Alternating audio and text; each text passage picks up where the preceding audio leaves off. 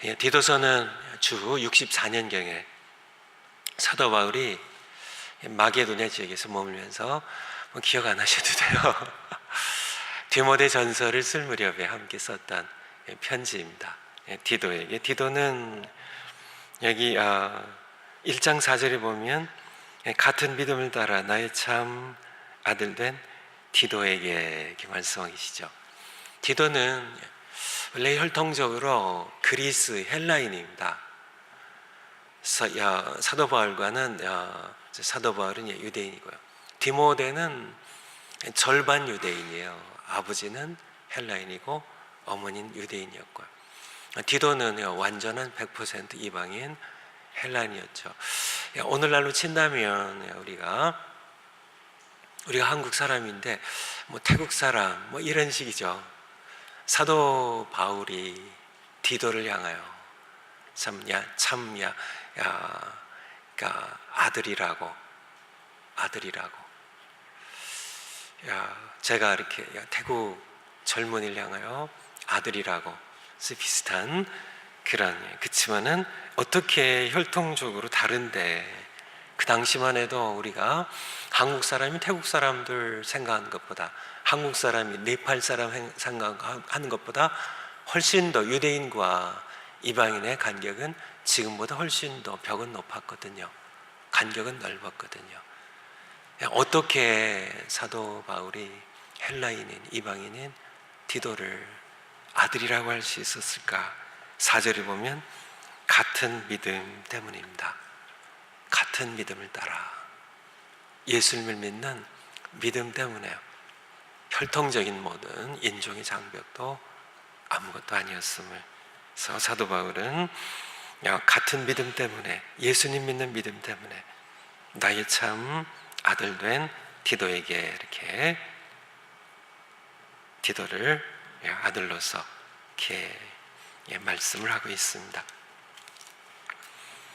5절이 보면 내가 너를 그레드에 남겨둔 이유는, 사도 바울이 믿음의 아들 디도를, 그레드에는 터키의 서쪽이고요, 그리스의 남쪽에 있는 섬이에요. 그레드라는 이 섬에 사도 바울이 디도를 젊은 목회자로 이 섬에 남겨뒀습니다. 그곳에서 이제 목회를 하도록.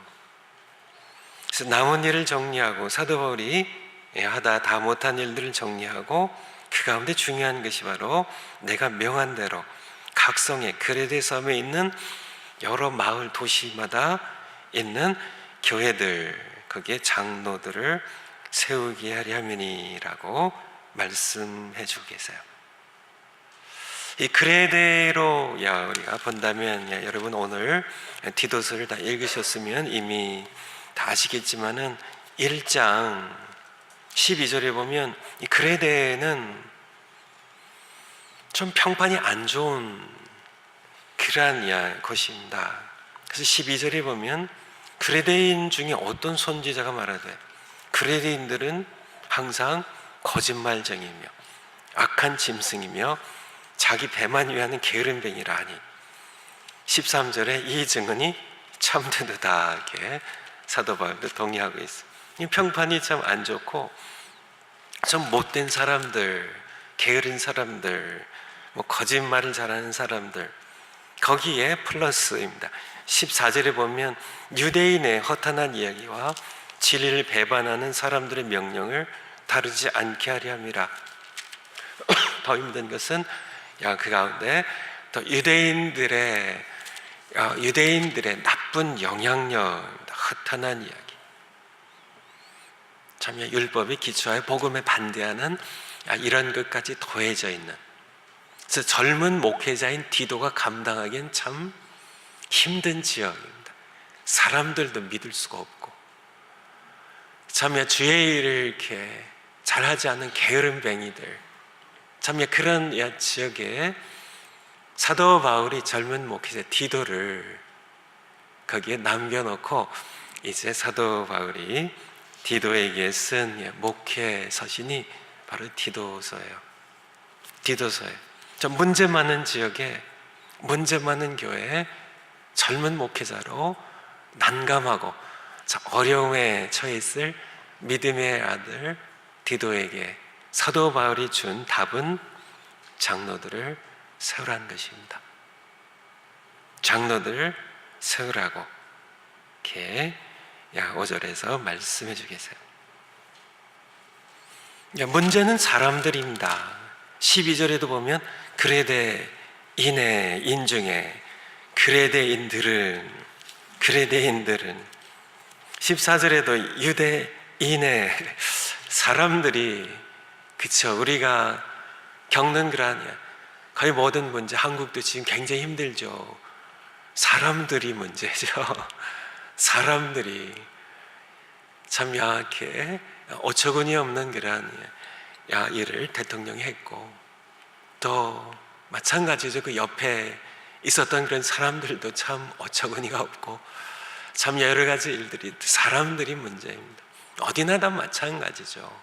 자기 가정들도 결국은 집이 조그마서 문제인 분들 계세요. 여기에 사람들이 문제입니다. 남편이 문제예요. 아내들이, 자식들이 문제예요. 사람들이 문제입니다.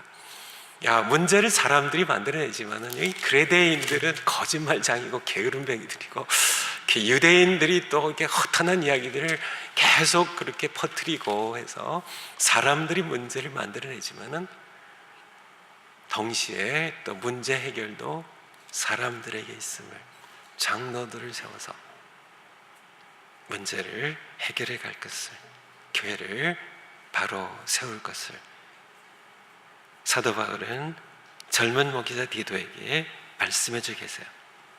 한국의 어떤 대통령께서, 이름을 말씀 안 드리겠습니다, 인사가 만사라고 했던 그런 대통령이 계십니다.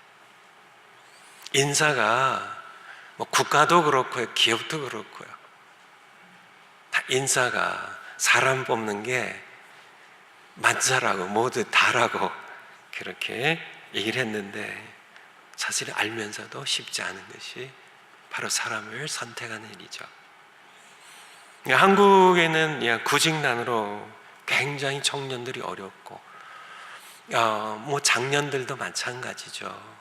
그래서 일찍 회사를 떠밀려서 나오게 되면 또 이제 수명은 길어지고 또 건강은 있는데 빈둥빈둥 놀 수가 없어서 일감을 찾기 위해서 200군데, 300군데 이력서를 넣어도 할 만한 그런 일감이, 심지어 총수부조차도 경쟁이 너무 치열해가지고요, 석사를 받은 사람들도 어플라이 한다고 하니까 그런 구직난이 굉장히 힘든데, 또 어떤 신문 기사에 보니까 한편으로는 구직난입니다. 직업을, 일거리를 찾기 위하여 그렇게 힘든데, 또 한편에서는 회사의 인사 담당 하는 그런 분들의 얘기는 구인난이 너무 힘들다고, 한쪽에서는 사람은 많은데 쓸 사람이 없다고, 사람이 없다고 그렇게 하는, 그것은 직장이나 회사들도 마찬가지고 또 교회도 마찬가지일 겁니다. 사도 바울의 답은 장로들을 세우게 하려 함이니. 사람이 많죠.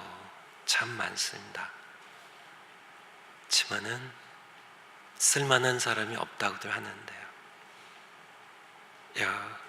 자녀들을 결혼시켜 보면은 아실 겁니다.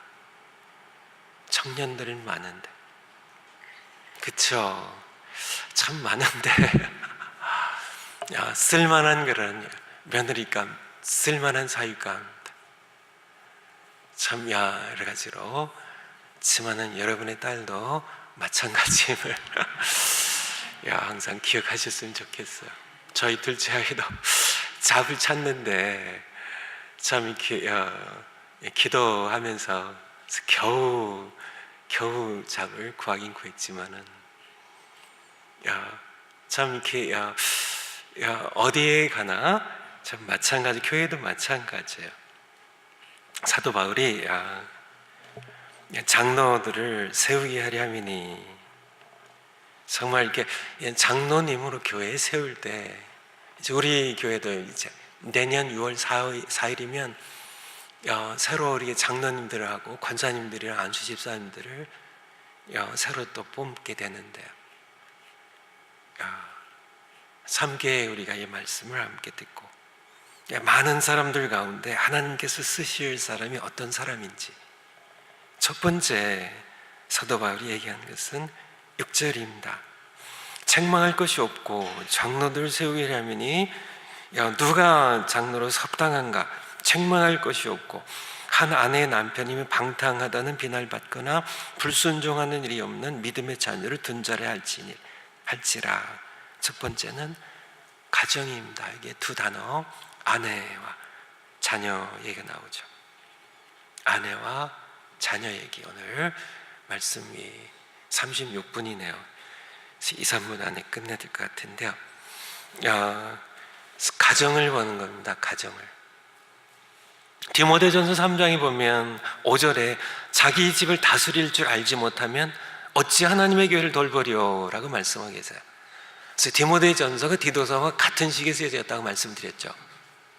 그래서 젊은 목회자 디모데와 젊은 목회자 디도에게 같은 옛 시기에 목회서식으로 쓰면서 마찬가지로 디모데전서 3장에도 마찬가지, 거기도 장로님들 또 이제 감독으로 표현되어 있고요.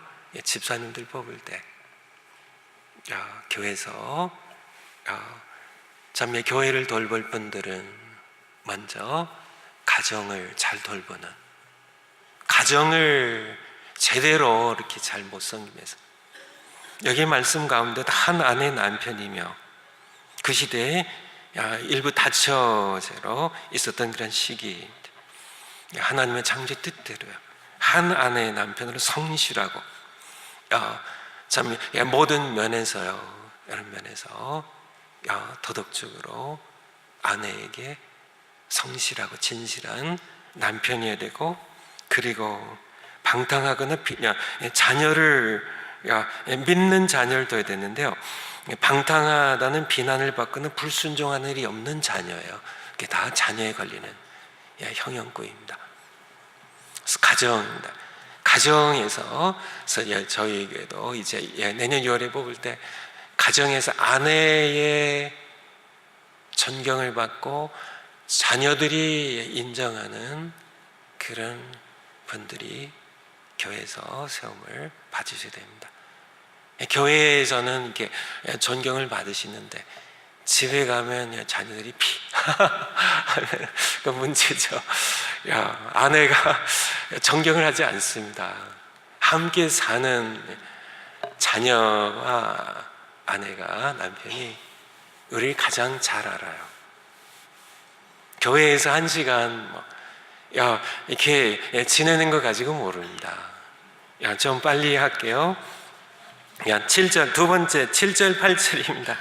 7절 8절 성품, 하나님의 청지기로서 성품이에요. 책망할 것이 없고, 7절에는 전부 아니하는 겁니다. 아니하는 거예요. 아니해야 될 것을 아니하는 것입니다.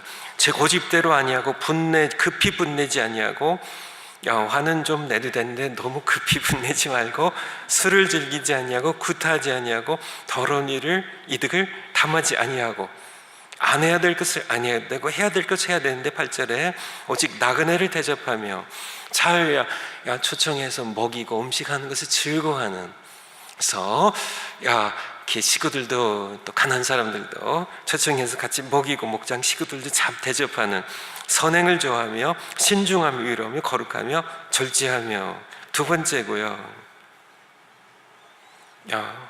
세 번째는 믿은 말씀의 가르침을 그대로 지켜야 하리니 이는 능히 바른 교훈을 권면하고 거슬러 말하는 자들을 책망하게 하려 함이라.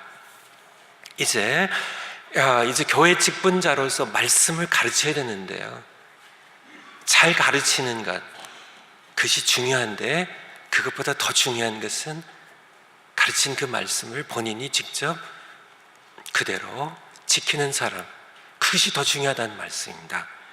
그래서 잘 가르치는 것, 참 귀한 것이지만은 그 가르친 말씀을 본인이 구절에 믿은 말씀의 가르침을 본인이 직접 그대로 말씀 그대로 지켜야 하리니 그래야만 이는 능히 바른 교훈으로 권면하며 바른 교훈으로 권면은 잘하는데 본인이 안 지킨다면 그대로 순종한 삶을 지키지 않는다면 거슬러 말하는 자들을 책망하기 위해서는 자신이 하나님의 말씀을 그대로 지켜 사는 삶을 살아야만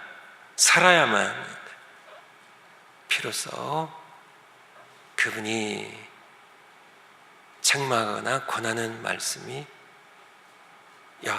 파워가 생겨요. 듣는 분들이 듣습니다. 그렇지 않으면 당신이나 잘하십시오 하고 그렇게 귀를 막아버리게 되죠. 그래서 오늘 말씀 디도서에서 이렇게 설교 말씀 뽑다 보니까 이 말씀을 좀 뽑았습니다.